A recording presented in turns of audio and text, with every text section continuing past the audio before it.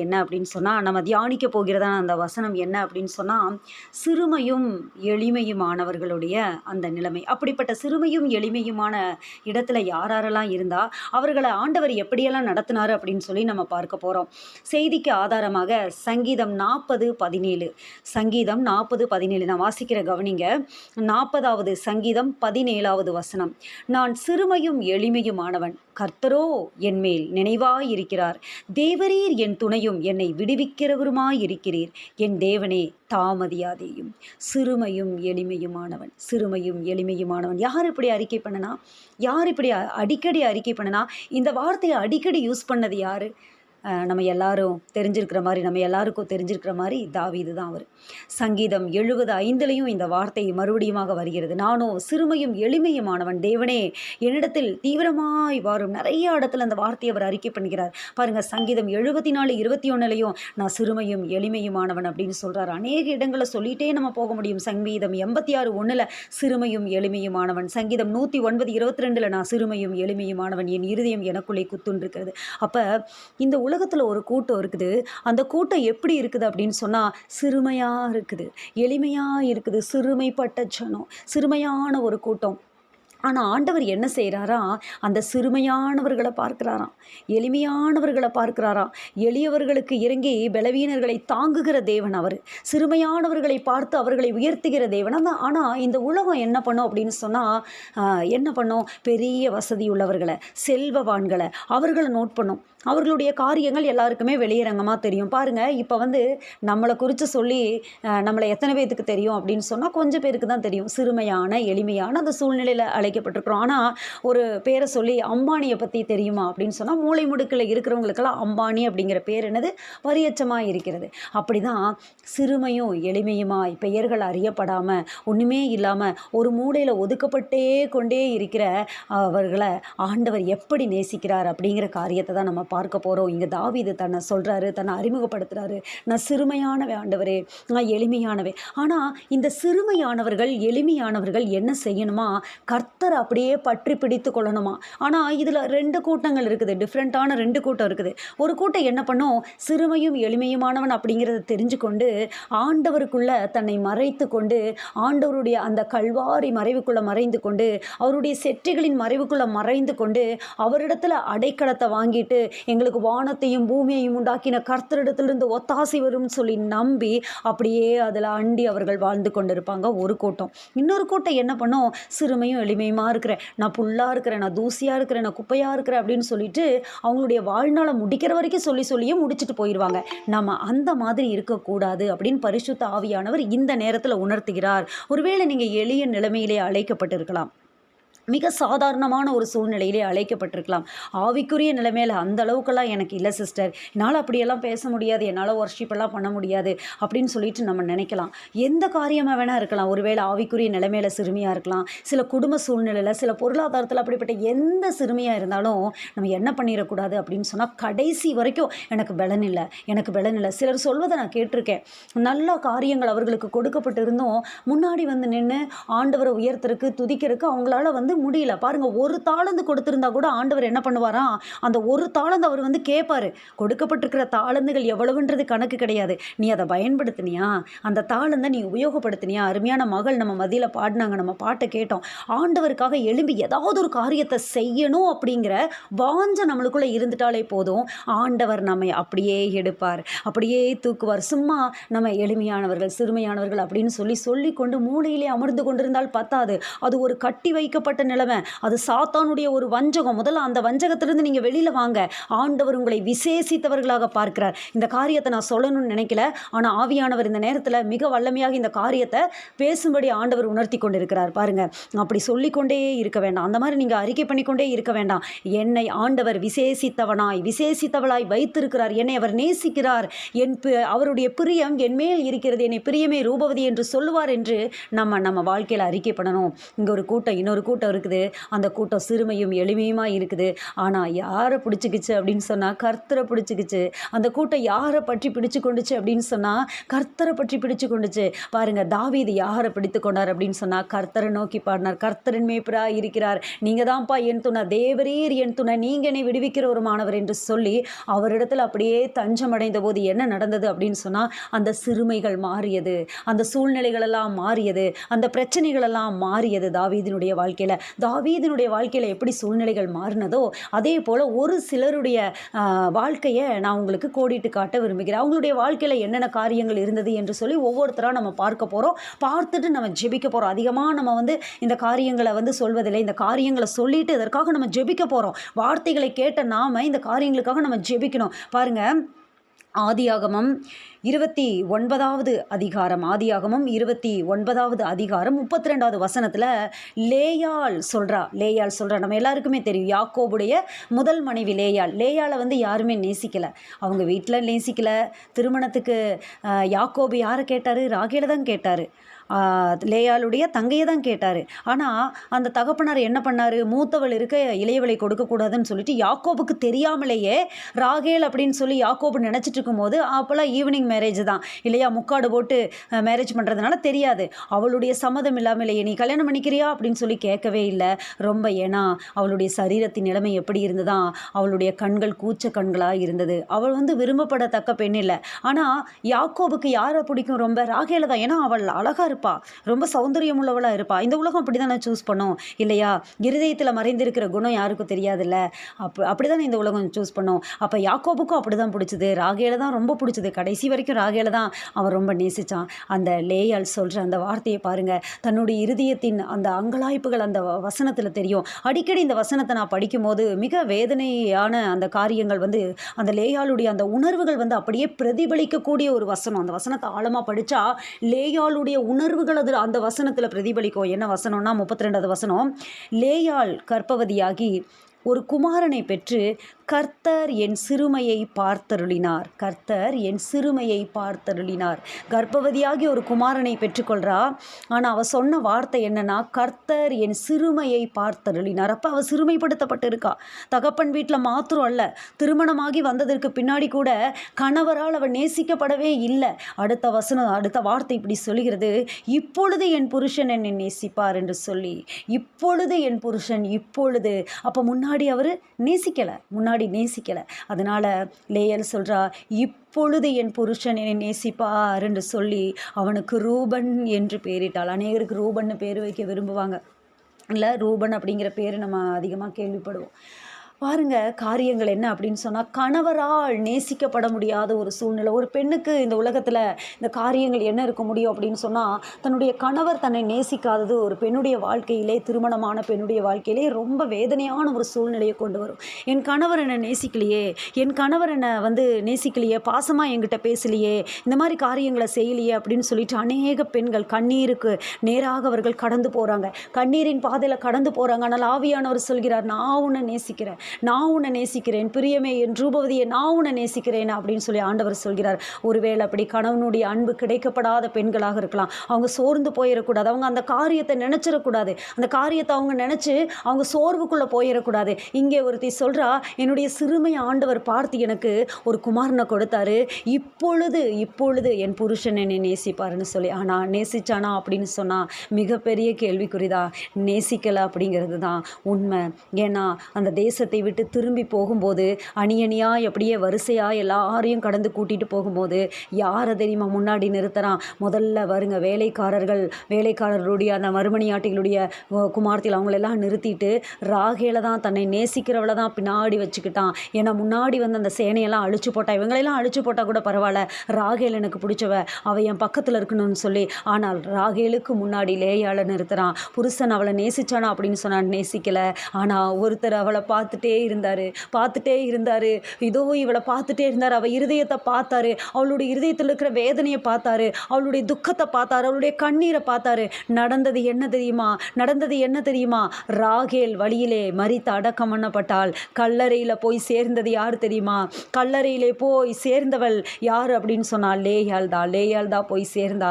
லேயாள் தான் வாக்குத்தத்தத்தின்படி அப்படியே போய் சேர்ற அந்த காரியத்தை பார்க்க முடியும். லேயாளுடைய வயிற்றிலிருந்து தான் அந்த யூதா என்கிறதான சந்ததி பிறக்கிறது. லேயாளை ஆண்டவர் தெரிந்து கொண்டார். கடைசியில் என்ன நடக்குது தெரியுமா? ஒவ்வொரு குமாரனா லேயாள் பெறுவா, ஒவ்வொரு குமாரனா பெறுவா. இப்பொழுது என் புருஷன் நேசிப்பார்னு ரூபன்னு பேர் வைப்பா. அடுத்தது பாருங்க, நான் அற்பமாக எண்ணப்பட்டதை கர்த்தர் கேட்டருளினார் அப்படின்னு சொல்லி சிமியோன்னு பேர் வைப்பா. அடுத்தது 3 குமாரரை நான் பெற்றுக்கொண்டேன், அதனால என் புருஷன் இப்போது என்னோடு சேர்ந்திருப்பார் அப்படின்னு சொல்லி லேவின்னு பேர் வச்சா. ஒன்றுமே நடக்கலை. பார்த்தா 3 குமாரர் பிறந்துட்டாங்க. 3 குமாரர் பிறந்து புருஷன் நேசிக்கலை. உணர்ந்தா உண்மையான அன்பு என்ன அப்படின்னா அவர் தான் உண்மையான அன்பு, ஆண்டவர் தான் நம்ம மேலே உண்மையான அன்பு வைக்கிறவர்னு சொல்லி அவள் தெரிஞ்சுக்கிட்டா. ஒரு சீக்கிரட்டை கண்டுபிடிச்சிட்டா. 3 குமாரரை நான் பெற்றுக்கொண்டேன். ஆனால் ஒவ்வொரு குமாரர் பெறும்போதும் அவளுக்கு யாருமே ஒரு நோக்கம் இருந்தது. யாரை பாயிண்ட் பண்ணியிருந்தா, யார் அவன் நோக்கியே இருந்தா அப்படின்னா புருஷன் என்னை நேசிப்பார், புருஷன் என்னை பார்த்துக்குவார், என்னோட சேர்ந்திருப்பார் அப்படி சொல்லிகிட்டே இருந்தா. ஆனால் நடக்கவே இல்லை. 4வதா ஒரு குழந்தைய பெத்தா. யூதான்னு பேர் வச்சா. அப்போ என்ன பேர் வைக்கிறா அப்படின்னு சொன்னா, என்ன சொல்லி யூதான்னு பேர் வைக்கிறானா, நான் இன்னும் கர்த்தரை துதிப்பேன். அல்லேலூயா. என் புருஷன் என்னை நேசிக்காட்டியும் பரவாயில்ல, புருஷனுடைய அன்பு என் மேலே வராட்டியும் பரவாயில்ல. இன்றைக்கு உலகம் உங்களை வெறுக்கிறதா? உலகம் உங்களை அற்பமாக பார்க்கிறதா? உங்கள் சரீர பலவீனங்களை கேவலமாக பார்க்குறாங்களா, பேசுகிறாங்களா? இந்த உலகம் உங்களை தூற்றுகிறதா? ஓரமாக ஒதுக்கி வைக்கிறாங்களா? உங்கள் குடும்ப சூழ்நிலைகளில் உங்களை தள்ளி வைக்கிறாங்களா? இந்த உலகம் உங்களை நேசிக்கலினாலும் பரிசுத்த ஆவியானவர் இந்த காலை வேளையில் உங்களோடு கூட திட்டமாக பேசிக்கொண்டிருக்கிறார்.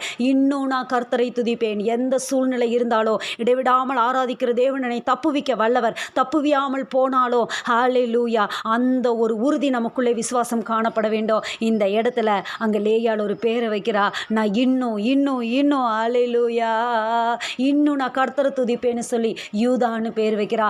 அந்த யூதா சந்ததியிலிருந்து யூத ராஜ சிங்கமா இயேசு வராரு. உன்னுடைய சந்ததி யாரு, முப்பாட்டி யாருன்னு கேட்டா அப்படியே வரிசை கிரமமா ஹல்லேலூயா. லேயாள் வந்து நிற்கிறாங்க, ராகேல் இல்லை, லேயாள் நிற்கிறா. ஹல்லேலூயா. புருஷன் என்னமா நேசிக்கிறது? உன்னை நான் நேசிக்கிறேமா? நான் நேசிக்கிறேன். தேவகுமாரனை பெறக்கூடிய சந்ததியிலே உன்னை நிறுத்துற, நீ தான் பாட்டியா நீ நிற்க போறன்னு சொல்லி ஆண்டவர் அந்த சந்ததியிலே லேயாளை நிறுத்துகிறார். சிறுமையையும் எளிமையையும் தவிப்பையும் ஆண்டவரை பார்க்கிறார். இன்னும் நான் துதிப்பேன், இன்னும் போற்றுவேன், இன்னும் உம்மை ஆராதிப்பேன், இன்னும் துதிப்பேன், இன்னும் போற்றுவேன், இன்னும் உம்மை ஆராதிப்பேன். எக்காலமும் துதிப்பேன், என் நேரமும் போற்றுவேன். எக்காலமும் துதிப்பேன், என் நேரமும் போற்றுவேன். இன்னும் துதிப்பேன், இன்னும் போற்றுவேன், இன்னும் உம்மை ஆராதிப்பேன். இந்த உலகத்தில் நம்ம யார் நேசித்தாலும் நேசிக்கலைனாலும், யார் நம்மளை வெறுத்தாலும், யார் நம்மளை தள்ளினாலும், யார் நம்மளை அற்பமாக பார்த்தாலும், யார் நம்மளை குற்றம் சொன்னாலும் நம்மளை பார்த்துட்டே ஒருத்தர் இருக்கிறாரு. நம்மளுடைய எல்லா கிரியைகளையும் பார்க்குறாரு, எல்லாத்தையும் எழுதி வைக்கிறாரு. என்ன பண்ணுறோம், என்ன பேசுகிறோம், என்ன நினைக்கிறோம், நம்மளுடைய காரியங்கள் எப்படி இருக்கிறது, கொடுத்த தாளந்துகளை பயன்படுத்துகிறோமா, கனிகளை கொடுக்கிறோமா, பிதா மகிமைப்படும்படி செய்கிறோமா? பார்த்துட்டே இருக்காரு. 3 குமாரர் பிறந்தாச்சு.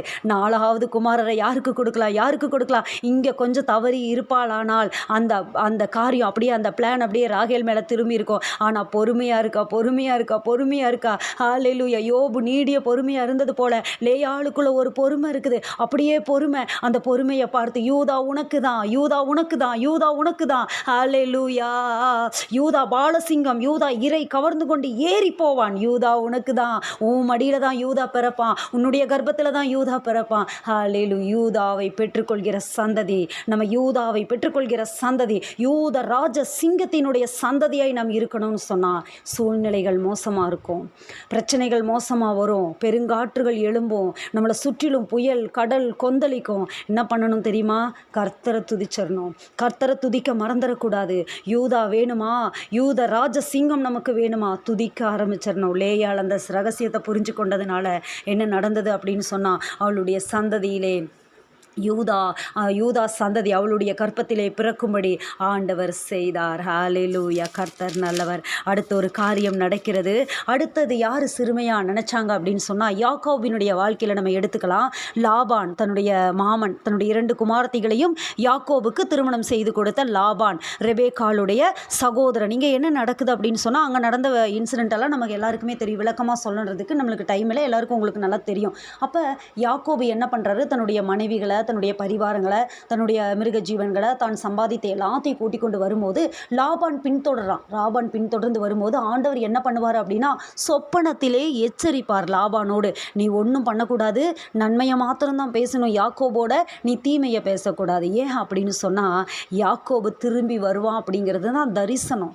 ஈசாக்கு அனுப்பும் போதே நீ திரும்பி வருவ அப்படின்றது ஆசீர்வாதம். நீ திரும்பி வருவ, நீ போயிட்ட, இப்போ நீ போகிற, உன் சகோதரனுடைய ஏசாவினுடைய கோபத்துக்கு தப்பிச்சு நீ போகிற, நீ திரும்பி வருவ. தரிசனம் அதுதான். அதனால் ஆண்டவர் லாபானோட பேசுகிறாரு, நீ நன்மையை மாத்திரம்தான் பேசணும், தீமையை பேசக்கூடாதுன்னு சொல்லி எடுத்துக்கொள்ளலாமா? அப்படியே திருப்பிக் கொள்ளுங்க. வேதாகமத்தை ஆதியாகமம் 31வது அதிகாரம் 42வது வசனம் நான் வாசிக்கிற கவனிங்க.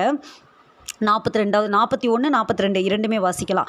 இந்த 20 வருஷ காலம் உம்முடைய வீட்டிலே இருந்தேன். 14 வருஷம் உம்முடைய 2 குமார்த்திகளுக்காகவும் 6 வருஷம் உம்முடைய மந்தைக்காகவும் இடத்தில் சேவித்தேன். 10 முறை என் சம்பளத்தை மாற்றினீர். என் பிதாவின் தேவனாகிய ஆபிரகாமின் தேவனும் ஈசாக்கின் பயபக்திக்கு உரியவரும் என்னோடிராமற் போனால் நீர் இப்பொழுது என்னை வெறுமையாய் அனுப்பிவிட்டிருப்பீர். தேவன் என் சிறுமையையும் என் கை பிரயாசத்தையும் பார்த்து, சிறுமைப்படுத்தப்பட்ட ஒரு நிலைமை, மாமன் வீடு தான், ஆனால் சிறுமைப்படுத்தப்பட்ட ஒரு நிலைமை. ஏன்னு சொன்னால், யாக்கோபு பெறுகிறத கண்டு பொறாமை வந்ததுனால 10 முறை சம்பளத்தை மாற்றுகிறான் மாமன். சொந்த குமாரத்திகளை கொடுத்திருக்கிறான். பாருங்க, சவுல் தன்னுடைய குமாரத்தையே கொடுத்தான் தாவீதுக்கு.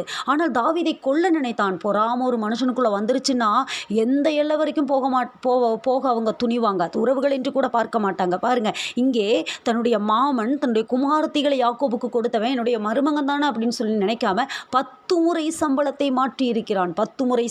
மாற்றியிருக்கிறான். ஆனால் ஆண்டவர் என்ன பண்ணியிருக்கிறாரு? சிறுமையையும் கை பிரயாசத்தையும் பார்த்து நேற்று ராத்திரி உம்மை கடிந்து கொண்டார் என்று சொன்னான். ஹல்லேலூயா. கர்த்தர் பாருங்க எப்படிப்பட்ட தேவனாய் இருக்கிறார் என்று சொல்லி, இன்றைக்கு நமக்கு விரோதமாக வருகிற சில நபர்கள், சில சூழ்நிலைகளாக இருக்கலாம், எந்த காரியமாக இருக்கலாம், பாருங்க, சத்துருவின் கிரியைகளாக இருக்கலாம், சிறுமைப்படுத்தப்பட்டதான ஒரு நிலைமை, தொடர்ந்து சில சிறுமைகளை நீங்கள் நிந்தனைகளை அனுபவிச்சு கொண்டே வரீங்களா? தேவ சமூகத்தில் முழங்கால் படியிட்டு உங்கள் கரங்களை உயர்த்தி, ஆண்டவரே சிறுமையும் எளிமையுமான என்மேல் நினைவாயிரும் சொல்லி கதருங்க. ஆண்டவர் அந்த சிறுமைகளை ஏற்படுத்துகிறதான அந்த மனுஷீக ஆவிகளாக இருந்தாலும் சரி, சத்துருவின் வல்லமைகளாக இருந்தாலும் சரி, முறியடிக்க அவர் வல்லமையுள்ளவராக இருக்கிறார்.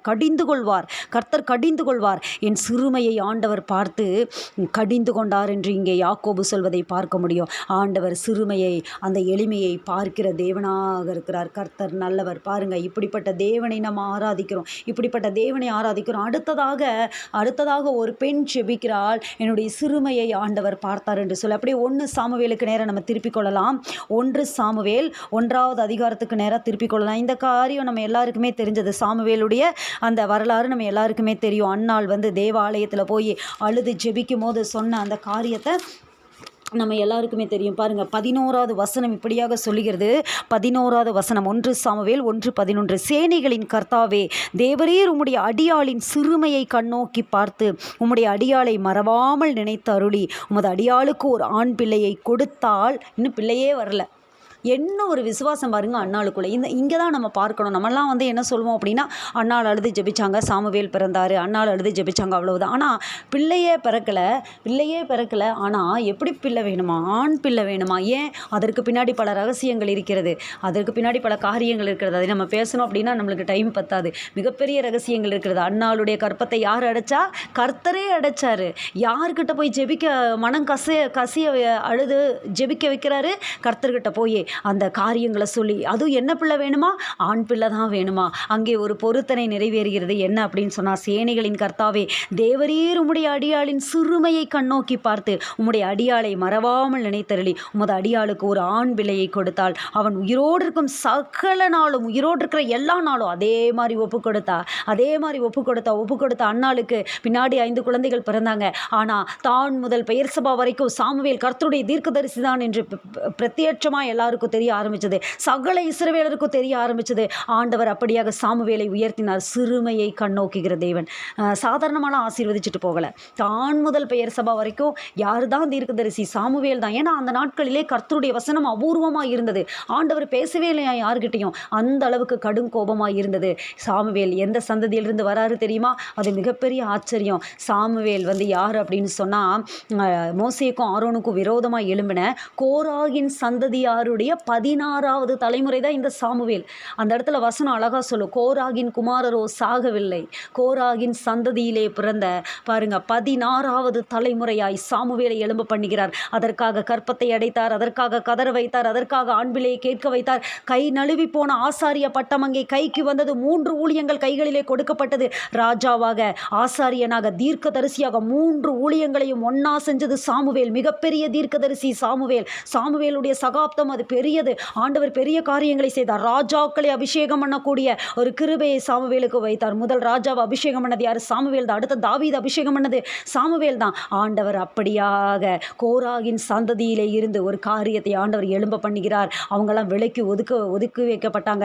கோராகின் சந்ததிக்கு எதுவுமே கிடையாது, அவங்களுக்கு எந்த சலுகையிலுமே இல்லை. ஆனால் கோராகின் குமாரர் சாகவில்லை. இங்கே அந்த வம்சத்து வழியிலிருந்து வந்த அன்னாளுடைய கணவனாகிய அந்த எல்கானாவினுடைய குமாரனாக 16வது தலைமுறையாக சாமுவேலை ஆண்டவர் பிறக்க வைத்தார். எப்பேற்பட்ட சிறுமையை மாற்றிருக்க அந்த குடும்பத்துக்கே சிறுமை. ஒருவேளை நம்ம குடும்பத்தின் நிமித்தமாக சில சிறையிருப்புக்குள்ள, சில சிறுமைகளுக்குள்ள, மூதாதையர்களின் நிமித்தமாக சில காரியங்களுக்குள்ள நம்ம கடந்து போகலாம். இந்த காலை வேளையில் ஆண்டவர் சொல்கிறார், ஆண்டவர் எல்லாருடைய சிறுமையும் பார்த்தார். லேயாளுடைய சிறுமையை பார்த்தார், யாக்கோபுடைய சிறுமையை ஆண்டவர் பார்த்தார், அன்னாளுடைய சிறுமையை ஆண்டவர் பார்த்தார், தாவீதினுடைய சிறுமையை பார்த்தார். ஆண்டவர் அவர்கள் என்ன பண்ணார் அப்படின்னா உயர்த்தி வைத்தார். அந்த சிறுமையை மாற்றினார். இந்த காலை வேளையில் எல்லாரும் சொல்லுங்க, ஆண்டவரே எங்கள் சிறுமையை மாற்றுங்க, எங்கள் சிறுமையை மாற்றுங்க. சிறுமைப்பட்ட அனுபவங்கள், மற்றவர்களால் சிறுமைப்படுத்தப்படுகிற அனுபவங்கள், ஆண்டவரே எங்களுடைய சிறுமையும் எளிமையும் பார்த்து அப்படியே ஜெபத்திற்கு நேராக கடந்து செல்லலாமா? இந்த வார்த்தைகளை அப்படியே ஒப்பு கொடுத்து ஆண்டவரே இவங்க சிறுமையெல்லாம் எப்படி மாறினதோ, இவங்களுடைய பாடுகளெல்லாம் எப்படி மாறினதோ ஆண்டவரே அப்பா, அதே போல் எங்களுடைய பாடுகள், எங்களுடைய ஆண்டவரே காரியங்கள் எல்லாம் ஆண்டவரே அப்பா மாறும்படியாய் நாங்கள் ஒப்பு கொடுக்கிறோம் தகப்பனே. ஆண்டவரே சிறுமையானவர்களை நினைவு கூறுகிறவரே, எளிமையானவர்களை நினைவு கூறுகிறவரே, எங்களுடைய சிறுமைகள் மாறட்டும், எங்களுடைய சூழ்நிலைகள் மாறட்டும் ஆண்டவரே அப்பா. எந்த மட்டும் ஆண்டவரே நாங்கள் நெருக்கப்பட்டிருப்போம், லேயாளை போல ஒருவேளை கணவனால் சிறுமைப்படுத்தப்பட்டு ஒதுக்கப்பட்டு இருக்கிறதான பிள்ளை ஆண்டவர் அரவணைத்துக் கொள்கிறார். இளம் பிராயத்திலே விவாகம் செய்து தள்ளப்பட்ட மனைவியை போல இருக்கிற உன்னை கர்த்தர் நேசிக்கிறார். கர்த்தர் உன்னை அழைக்கிறார். நான் உன்னை பார்த்துக் கொள்வேன் என்று கர்த்தர் சொல்கிறார். ஏற்ற நேரத்தில் உனக்கான நன்மைகள் வெளிப்படும், ஏற்ற நேரத்தில் உனக்கான காரியங்கள் வெளிப்படும். அது வரைக்கும் காத்திருமகளே, பொறுத்திருமகளே, தேவ சமூகத்தில் துதிக்கிற சத்தத்தை அதிகரிக்கும்படியை பரிசுத்த ஆவியானவர் உணர்த்தி கொண்டிருக்கிறார். துதி எங்கெல்லாம் வருதோ எரிகோவின் மதில்கள் இடிந்து விழுகும், சூழ்நிலைகள் இடிந்து விழுகும். ஹல்லேலூயா துதிக்கலாமா ஜெபிக்கலாமா? ஆண்டவரே நாங்கள் ஒப்புக் கொடுக்கிறோம். எங்களுடைய எல்லா சிறுமைகள் ஆண்டவரே எல்லாம் மாறட்டும்.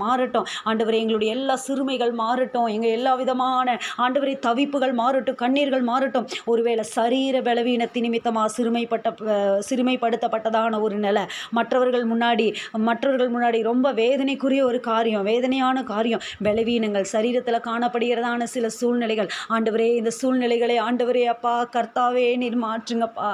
இருதய வேதனைகளை மாற்றுங்கப்பா. ஹல்லேலூயா. உம்மை நாங்கள் துதிக்கிறோம் இயேசுவே. உம்மை நாங்கள் துதிக்கிறோம் ஆண்டவரே. உம்மை நாங்கள் ஆராதிக்கிறோம் ஆண்டவரே.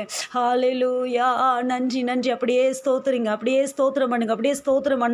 தேவையான பலன் தேவ சமூகத்திலிருந்து உங்க மேல இறங்குறதை உணர முடியும். இந்த சூழ்நிலைக்கு தேவையான தேவ கிருபை, பொறுமையா இருக்க தேவையான தேவ கிருபை பரிசுத்த ஆவியானவர் ஒவ்வொருவர் மேலே ஊற்றிக் கொண்டிருக்கிறார். அப்படியே பெற்றுக்கொள்ளுங்க. ஹல்லேலூயா. எளிமையானவன் சிறுமையானவன் தண்ணீரை தேடி தாகத்தாலே நான் வறண்டு போனேன். என்னை கண்டீரே, என் தாகம் தீர்த்தீரே, என்னை கண்டீரே, என் தாகம் தீர்த்தீரே, அற்பமாக எண்ணாமல் ஆதரித்தீரே, என்னை அற்பமாக எண்ணாமல் ஆதரித்தீரே. உம்மை பாடாம என்னால் இருக்க முடியாதையா, உம்மை துதிக்காம இருக்க என்னால் முடியாதையா. அன்பு தெய்வமே, நேச தெய்வமே, அன்பு தெய்வமே, நேச தெய்வமே, ஏசையா, என் ஏசையா, ஏசையா, என் ஏசையா. மனுஷர் பார்க்கிற வண்ணமாய் நீர் பார்ப்பதே இல்ல, பட்சபாதம் எதுவுமே உம்மிடத்தில் இல்ல, யாவரையும் நீர் அற்பமாக பார்ப்பதே இல்ல.